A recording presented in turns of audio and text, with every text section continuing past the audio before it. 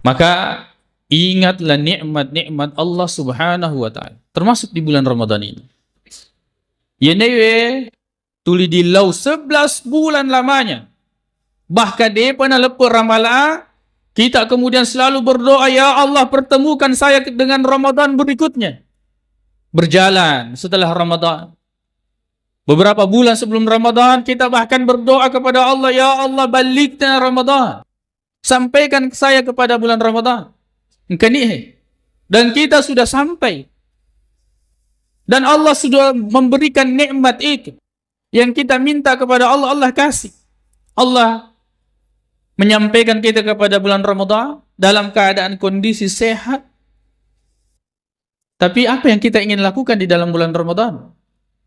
Keutamaan waktu dan tempat tidak ada manfaatnya bagi orang-orang yang tidak melakukan amal pada waktu dan tempat tersebut.